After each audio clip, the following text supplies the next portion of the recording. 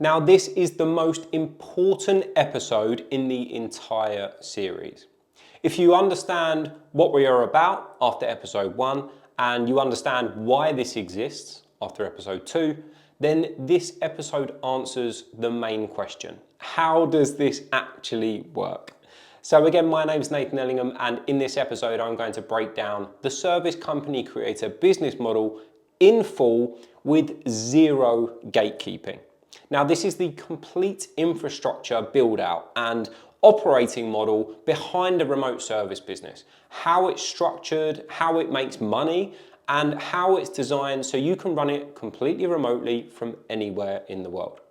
This model isn't theory, it's being built through real service businesses, real customers, real contractors, all from my experience in building, growing, and selling these types of businesses. It's the same framework that we use inside of the SCC. And it's the reason people are able to replace a 9-to-5 income or build a serious additional income stream alongside what they already do. So in this episode, we're going to walk through how we choose the right services to put into the business, how customers are generated consistently, how work is delivered without hiring any staff, how money flows through the business, and how this model can be scaled without chaos. So if you are watching this hoping for shortcuts, this isn't that.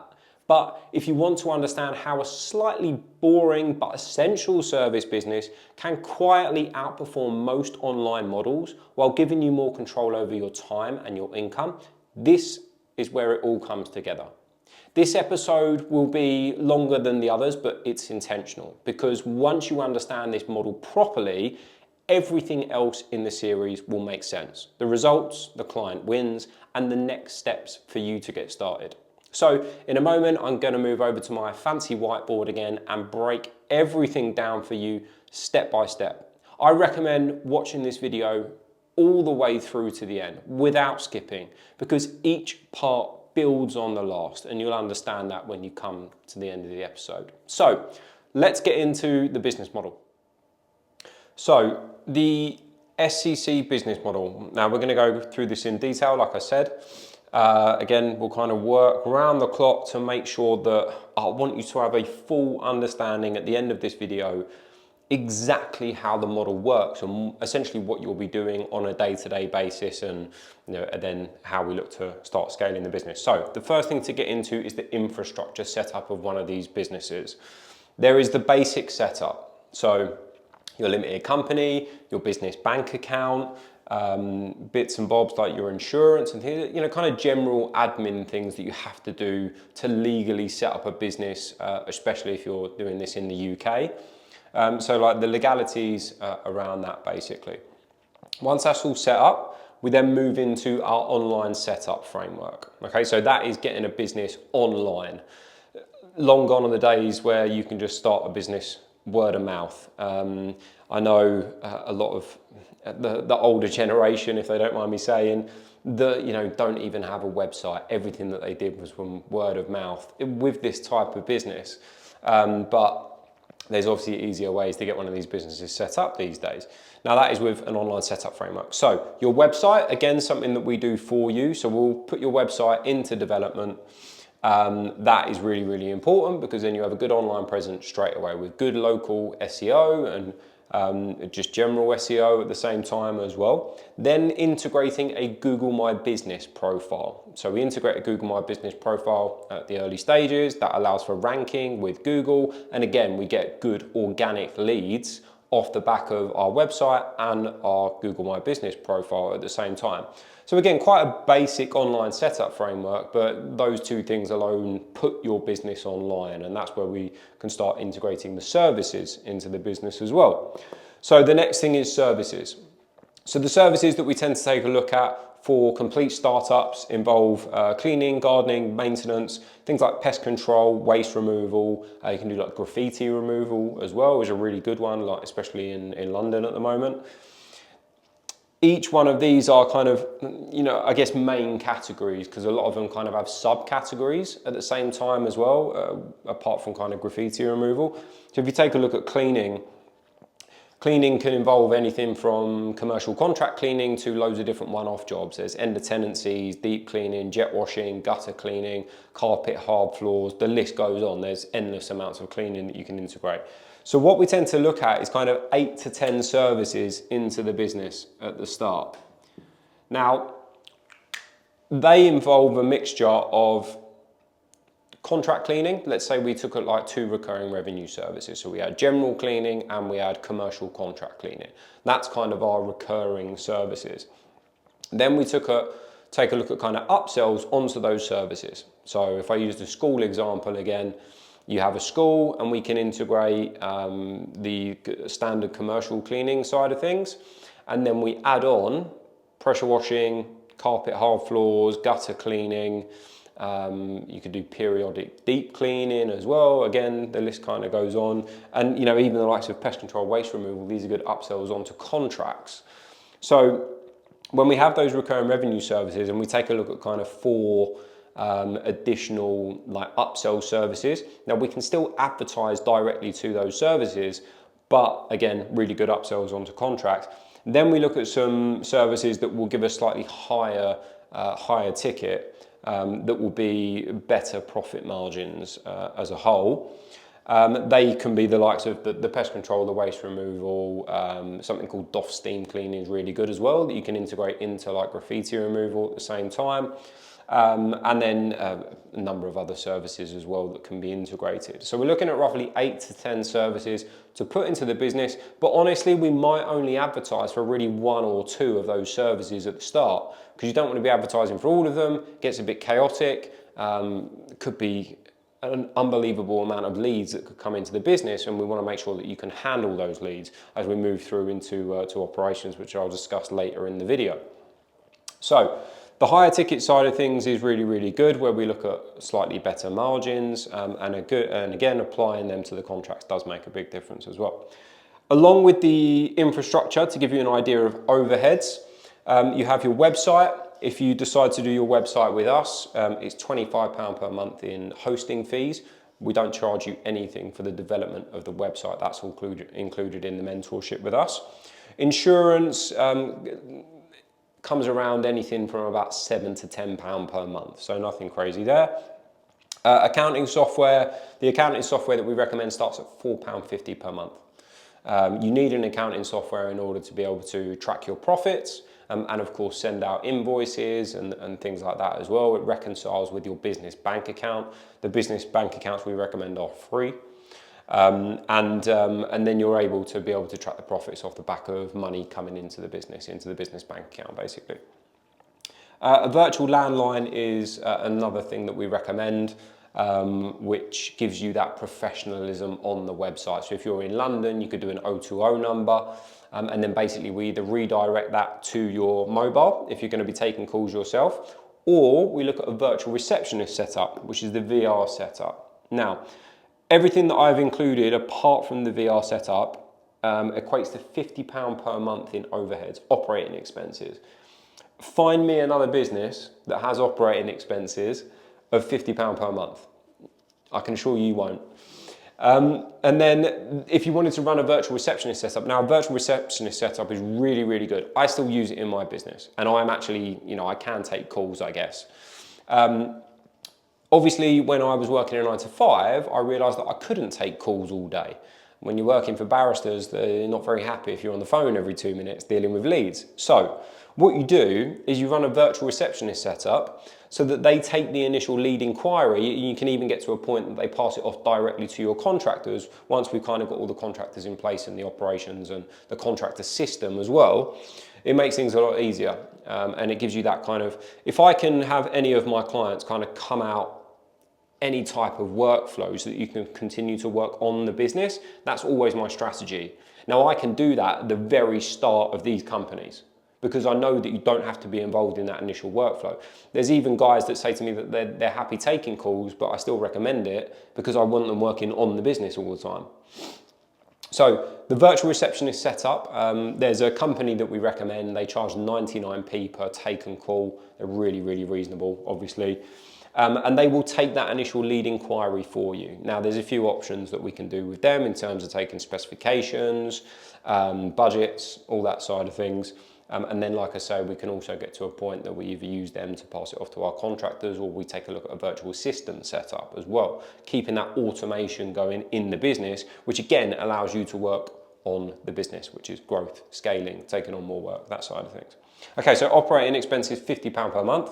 If you wanted to run the virtual receptionist setup, 99p per taken call.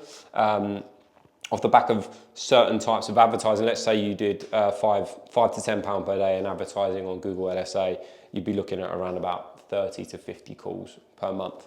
So that will give you an idea on where we're at. But obviously, if we're taking calls, we're winning work.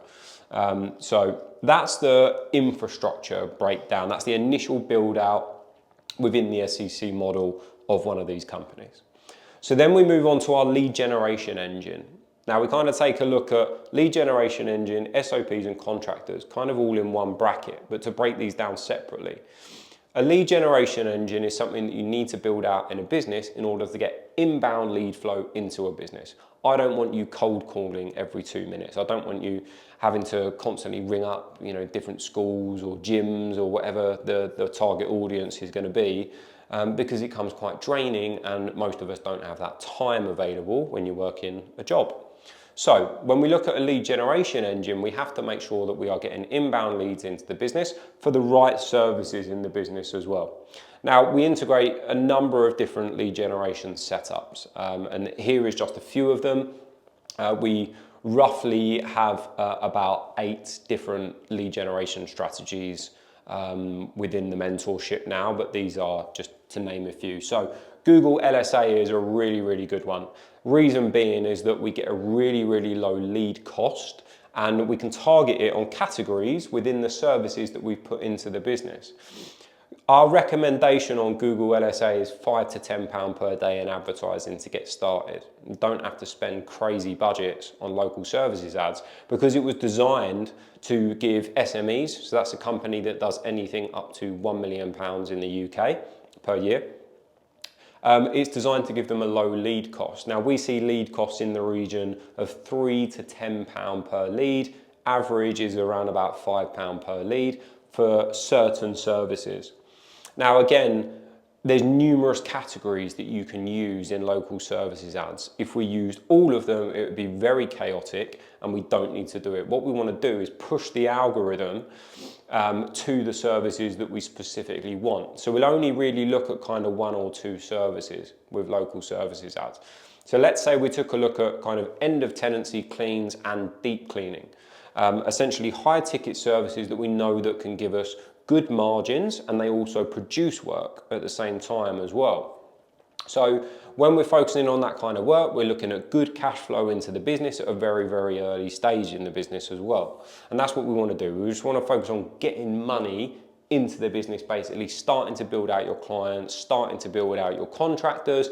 Then we can begin to build out the engine even more, and the sales process specifically itself as well, to start looking at more clients, and then later on we'll come to the scaling side of things with that as well. Another one is Google pay-per-click. Now, Google pay-per-click does require more of a budget, so it depends what your budgets are when you're investing into your first business.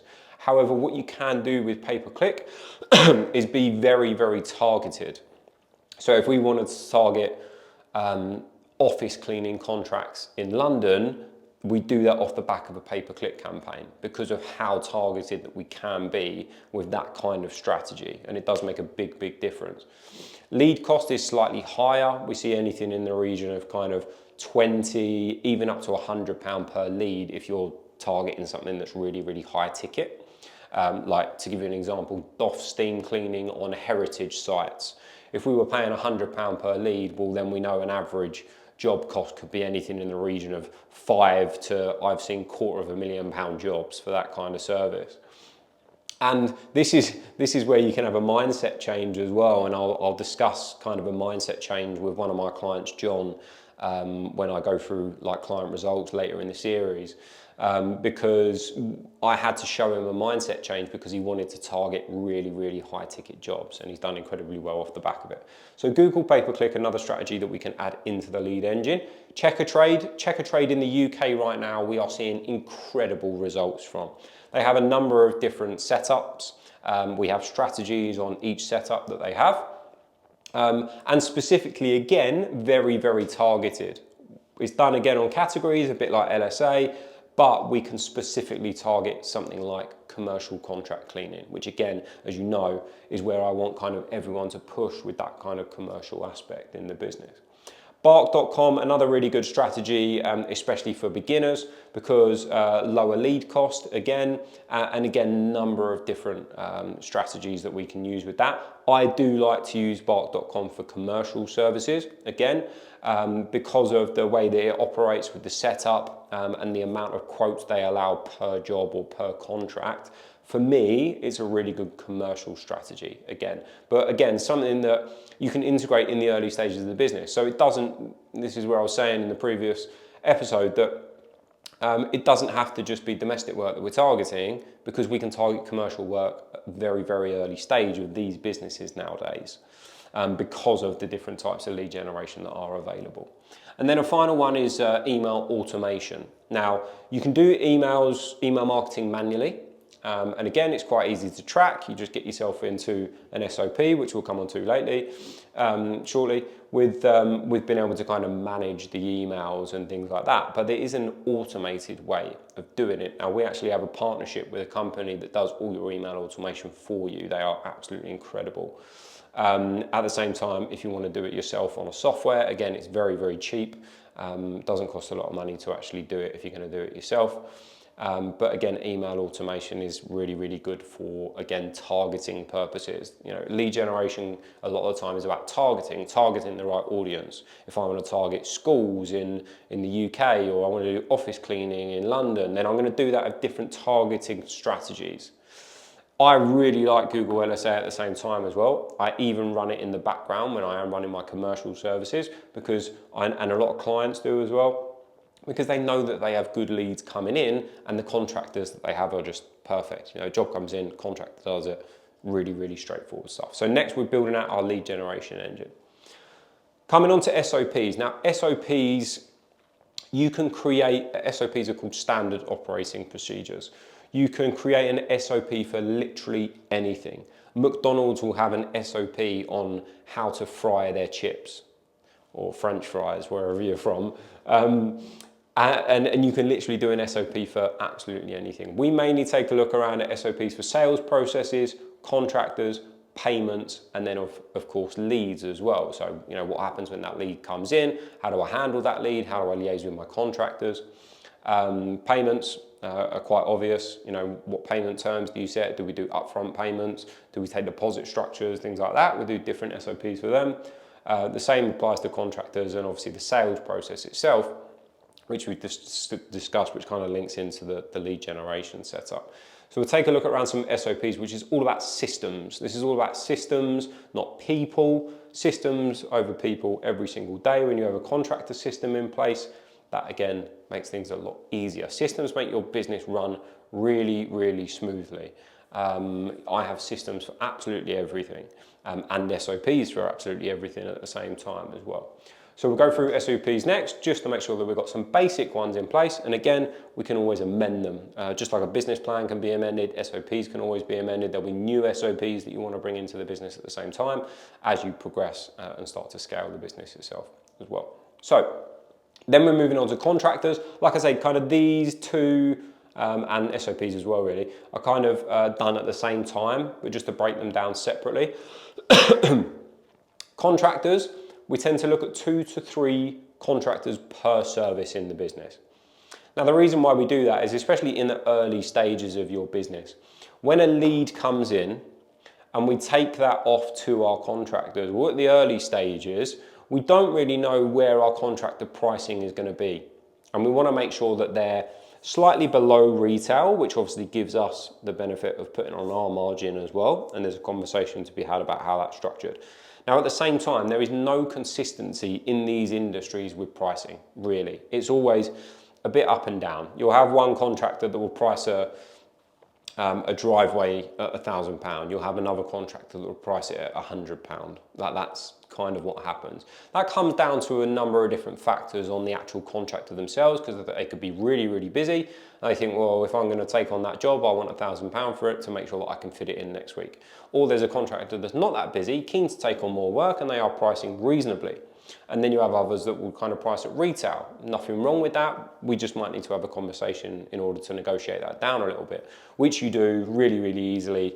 It's literally just a conversation with the contractor to say, you know, we're going to be passing you a lot of work. We need to make sure that we can obviously have our margins involved as well for obviously all of the work that we do in terms of getting that job at the same time as well. So 2 to 3 contractors per service in the early stages of the business. And then you will begin to have your favoured contractors. Now, I'm not a fan of putting all your eggs in one basket, but you will have favoured contractors. And as long as they get the job done properly, they get it done right, there's nothing wrong with that whatsoever. There is an onboarding process that we use when we take on the contractors. Now, again, this is really straightforward. We tend to take a look at things like business history, business verification, social proof. Simply put, can they get the job done, and can they get the job done right? Do they have the right equipment? Do they have members of staff? Do they have backup members of staff? That side of things. If they have a staff member that calls in sick, can we make sure that we still get the job done that day? Really straightforward stuff with an onboarding process. It doesn't have to be overcomplicated. And then we put contracts in place with the contractors. Now, one of the best times to do this is when you've already kind of liaised with them, you've done the onboarding process, and then we have a lead come in. Then we tie them into the contract, just to make sure that, you know, every box is ticked. They understand how we work, they understand how the business operate, the systems that we want to have in place, and the way that they get paid and things like that as well. Most jobs in the early stages, we try to structure on a pay-per-job setup. Now, this is really easy because you know exactly where your margins are going to be. Your margins can improve when we switch to an hourly rate, or we switch to like a day rate, something like that. But you have to learn pricing before you can kind of switch to that, because it has to be managed in the correct way. Now, there's nothing wrong with that. I'm a fan of both. I've had really, really big jobs. I had a contractor in Worley HQ, which is the old Ford building in Brentwood in Essex. Most of that I ran off a day rate, but they just had to hit certain KPIs to make sure that I was still profitable on a daily basis. So they had to clean 4 apartments, and I paid out 2 cleaners, and I knew that each day I would make £300 as long as those KPIs were hit. If they weren't hit, I was having to have conversations to say, either you now have to be paid on the apartments because you didn't hit KPI, or we just have to manage it accordingly. There's a number of ways that you can do it, but again, don't need to overcomplicate it in the early stages of these businesses, to be perfectly honest with you. So paper job setup, contracts will tend to be on an hourly rate anyway, which is fine because they are on times. You tend to have them on hours, even though we show you how to do the payments across an annual period, and then you split it into 12 even monthly payments. But hourly rates are the best way to do it, so that you know that you have your profit there every single month, and we've got that recurring revenue set up. And then again, taking a look at the systems with the contractors. Now, the operating system with a contractor is really straightforward. Integrate it into your SOPs. It's a case of making sure that we're getting the jobs booked in, the contractor knows all the details of the job, they get everything signed off, so on and so forth, which comes under kind of the operational side of things as well. So moving on to operations. Now, essentially what we're looking at here with operations is a lead becoming a booked job or a contract. So we assign a contractor, so lead comes into the business. We then assign a contractor, and you'll liaise with the contractor about pricing, specification, turnaround time. That's pretty much it. Once that's all confirmed, we can take a look at the job cost from the contractor, so the contractor cost. And then we will apply our margin, which I'll break down shortly in terms of kind of how margins work. We apply our margin and we go back to the lead to get everything confirmed. So the lead then confirms the job. Once it's all confirmed, we go back to the contractor, simply say, book it in, job's booked in. And then we can do things around our contractor SOPs that, we check in the night before to make sure they've got all the details that they need. There's nothing kind of missing. The contractor goes to the job and they complete the work. So if this is a one-off job, obviously if it's a contract, it's ongoing, we're going to have that continuous workflow, so that's absolutely fine. We can do check-ins with the contractors, weekly, bi-weekly, monthly, it's pretty straightforward. And we do everything on sign-offs. So we take a look at project sign-offs to make sure that everything is boxed off with the client. The only person that is going to be signing off that project is the client. Now again, contracts, you can do it differently. You can do weekly, bi-weekly, monthly setups. At the end of a job or a project, the client will do a full sign-off with your contractor. And that's really, really important. That basically says client agrees that everything is absolutely perfect, no issues. We also want our contractors to be taking photos and videos. Now the reason why we do that is for proof of work, obviously. That goes along with the client sign-off. But it then becomes an asset for you at the same time. Photos, videos, before and after pictures, they become massive assets to you and your business because we then get to use them online. We build them out into our online setup framework. We add them to our Google My Business profile. If you want to run socials, you can add them to your socials, your Checkatrade, your Bark.com, your LSA profiles, everything. We essentially use these images to get online and have more social proof in the business. And obviously building out your website even further is absolutely really, really crucial. We can do things like case studies. You can just run standard blogs or projects, that kind of thing, which again is something that I'm a big fan of moving forward. And you don't have to do a lot of them, to be honest with you. Google just likes a website that is active. So again, when we're always making amendments to our websites, perfect. So then once everything's signed off, obviously we want to get paid. So we send an invoice to the client for payment, really, really straightforward. You can set your own payment terms, especially with domestic. We've got clients that take deposits. I love a good deposit structure or even kind of a payment up front.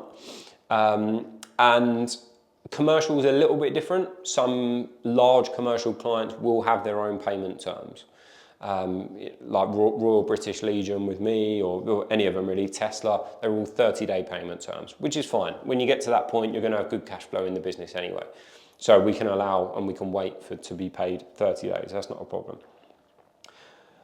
Then we collect the payment. It's pretty straightforward. And that's it. Job fully done, signed off. You can do things in the back end to make sure that the client was 100% happy. When you get the payment, just a quick email. Can you leave us a review here? We like to build out reviews on your LSA, on your Google My Business and things like that. So again, we can kind of add in reviews here as well, which makes a big difference. Again, social proof, just continuing to build out that business. Okay, so coming on to money and margins. So the customer is the one that always pays you. Now hopefully that's obvious from what I've just broken down with the operations there, but it is a question that I get asked quite a lot. The customer pays you directly. The client, the customer, is always yours. So you own the lead, you own the customer, you own the client. We are building out your client database, not just the contractors. So it's important to understand that the customer is going to be paying you. You're going to be managing that. And then you pay the contractor. So what this does, it allows for good cash flow and quality control with the contractors. So if I had asked you to set one of these companies up and we have a £10,000 job come in and the contractor costs us £7,000 and you have to pay the contractor first, negative cash flow straight away. We always want to focus on positive cash flow in these businesses. And this is one of the best ways that we can do that, by not paying a contractor until you've been paid directly by the client, which makes a massive difference. And it's fantastic for quality control. Right? All of my contractors know they are not getting paid unless the client is 100% happy with their work, they've signed the project off and they've paid.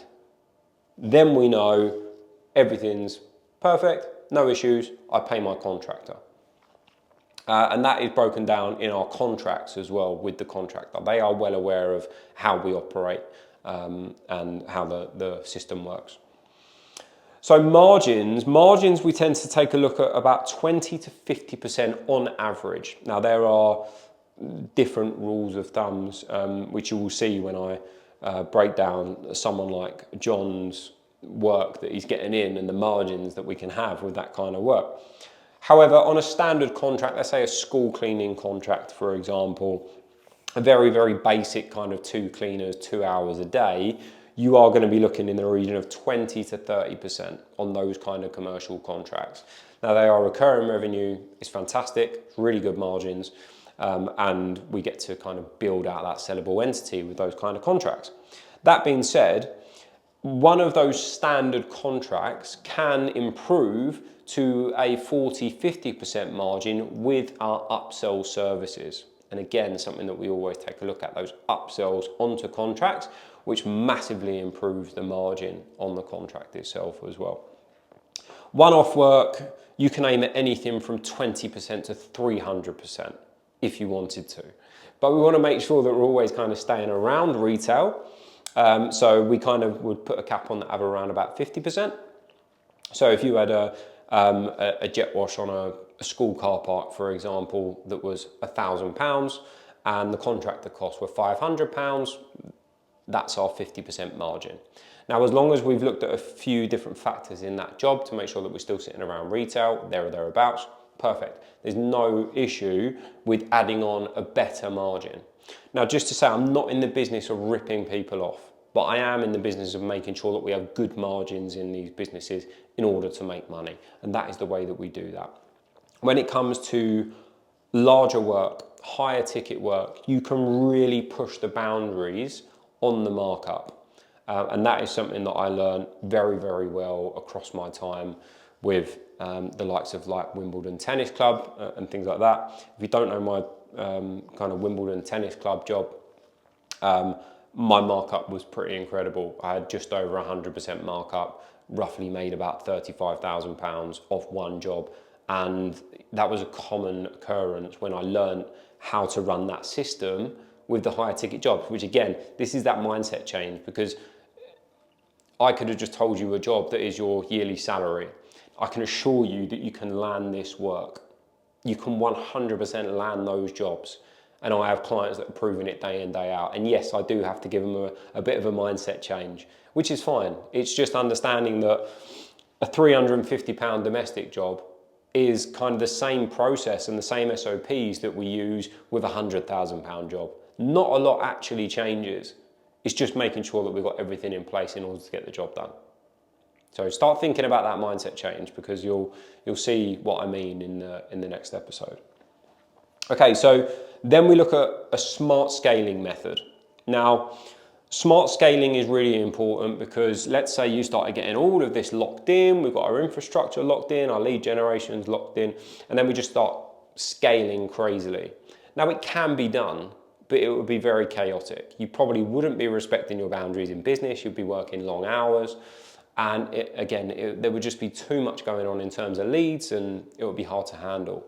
So we use a smart scaling method to make sure that you can manage the amount of leads that you get into the business, and we look to improve on those leads and the specific clients that you have already as you grow the business.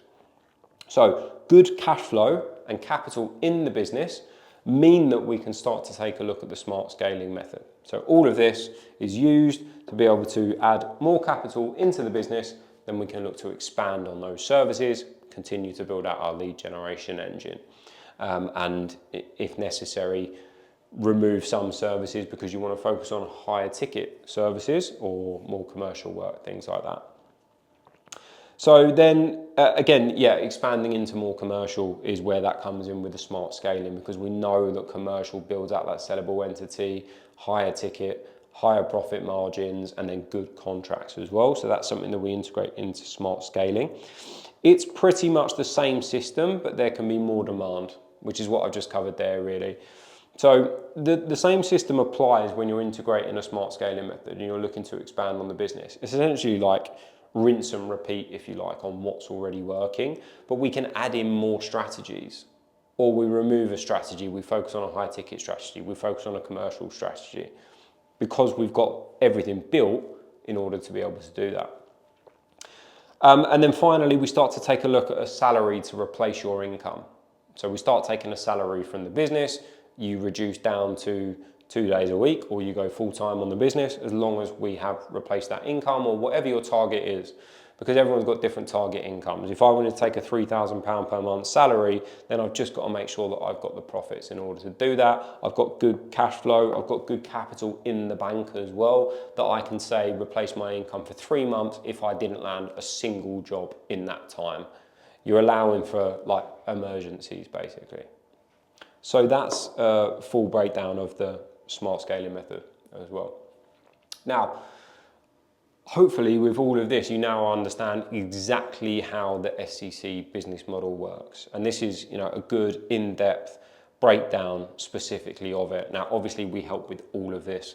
We have to, because as you can see, there's quite a few pieces of the puzzle, but they are all done in a real systematic flow to make sure that we're not just throwing everything at you at once, and it becomes quite chaotic, again, as you can imagine. So, full breakdown of the SCC business model. Any questions on this, please leave them in the comments. I will read the comments, I will answer the comments myself. Literally any point that you're unsure of, just let me know, and I will get back to you. And of course, I will see you in the next episode.